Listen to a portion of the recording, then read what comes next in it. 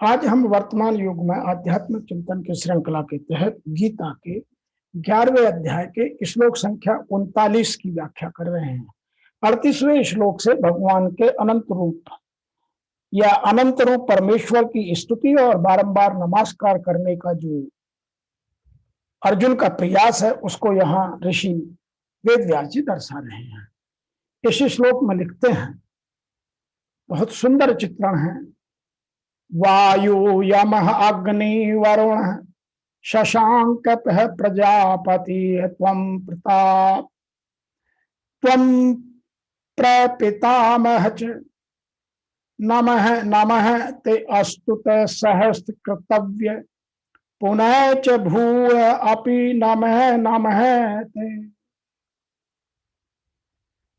तो यहाँ अर्जुन कह रहे हैं कि आप ही वायु, यमराज, अग्नि, वरुण, चंद्रमा आदि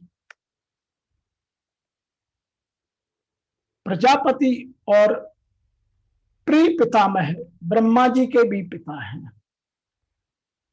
आपको हजारों बार नमस्कार हो और फिर भी आपको बारंबार नमस्कार हो।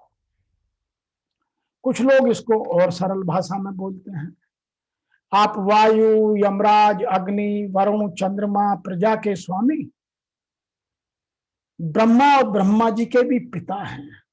आपके लिए हजारों बार बारंबार नमस्कार, आपके लिए फिर भी बार बार बारंबार नमस्कार। In English, thou art Vayu, Yama, Agni, Varuna, the moon, Prajapati, and the great grandfather. Hail, hail to thee 1,000 times and again, hail, hail to thee.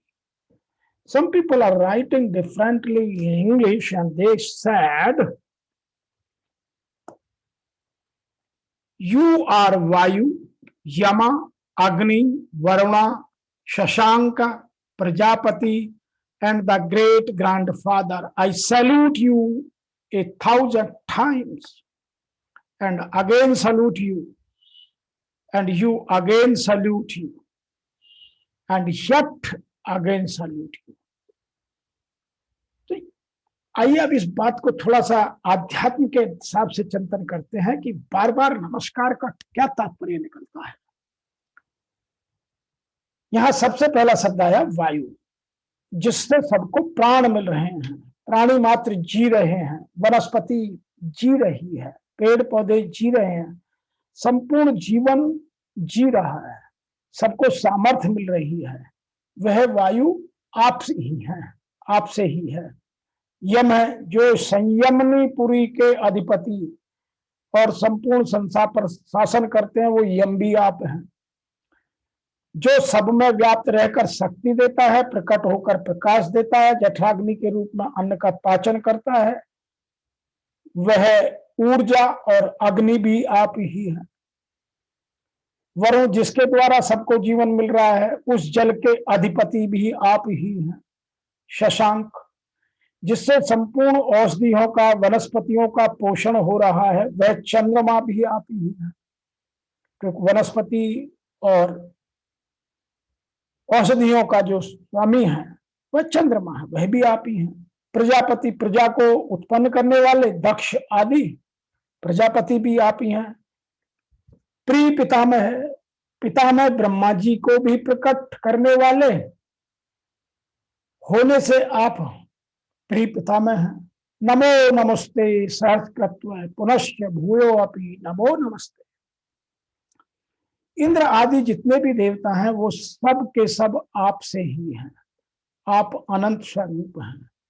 आपकी मैं क्या स्तुति करूं, मैं क्या महिमा गाऊं।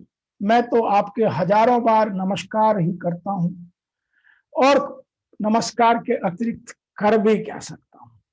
तो अर्जुन ने एक तरह से यहाँ अपने मन की व्यथा भगवान के सामने ईमानदारी से, करुणा से, दया से, श्रद्धा से समर्पित होकर कर दी। हमें भी उस चीज की आवश्यकता है। हम भी उतने ही जिज्ञासु हैं जितने अर्जुन जिज्ञासु हैं। जो अर्जुन को दिव्यात्मा का परमात्मा से मिलाने का प्रयास है, वही हमारा भी है। कुछ भी करने की जिम्मेवारी मनुष्य पर तभी रहती है जब तक वह अपने में करने का बल अर्थात अभिमान रहता है और रखता है। जब अपने में कुछ भी करने की सामर्थ्य नहीं, तब करने की जिम्मेवारी बिल्कुल नहीं रहती। अब यह केवल नमस्कार ही करता है, अर्थात अपने आप को सर्वथा भगवान को समर्पित कर देता है और करने कराने का सब काम शरण्य अर्थात भगवान पर ही रहता है और ये भगवान का पूर्णतः शरणागत होकर बार बार नमस्कार करता है।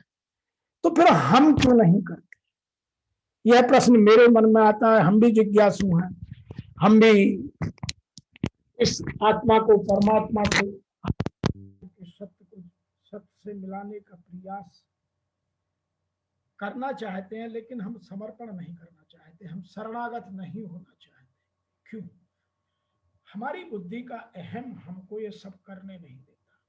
तो ऋषि वेदव्यास जी ने अर्जुन की जितनी भी स्तुति इन श्लोकों में लिखी है, अब उनके एक एक मतलब को, एक एक शब्द को पकड़ के अपने जीवन में देखिएगा, समझिएगा कि मैं अपने जीवन में कहां से किस चीज को सुधार कर इस आत्मा को उत्कृष्ट स्तर पर ले जाकर इसको परमात्मा बना सकता हूं।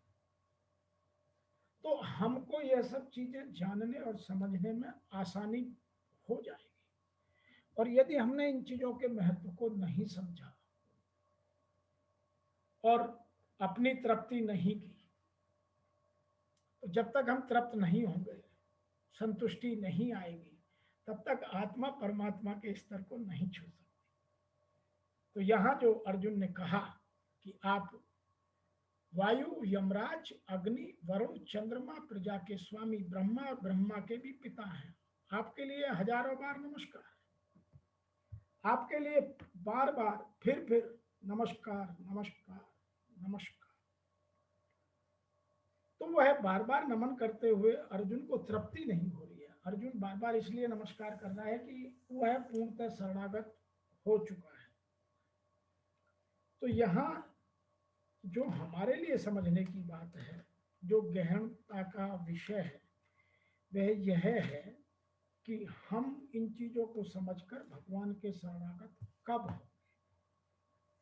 जो आज के इस 39वें श्लोक से या 38वां था, अभी आगे और करेंगे, ये 46वें श्लोक तक जो प्रक्रिया चलेगी वह हमारे ज्ञान को परिपूर्ण करने के लिए है और हमारे ज्ञान से अज्ञानता हटाने के लिए, हमारे दिलो दिमाग में पूर्णतः प्रकाश फैलाने के लिए अर्जुन की प्रार्थना को समझना आवश्यक है। आज के इस श्लोक की व्याख्या में इतना ही। शीघ्र मिलते हैं, तब तक के लिए आपको मेरी ओर से और मेरी संस्था के सभी सम्माननीय सदस्यों की ओर से सादर जय श्री कृष्ण।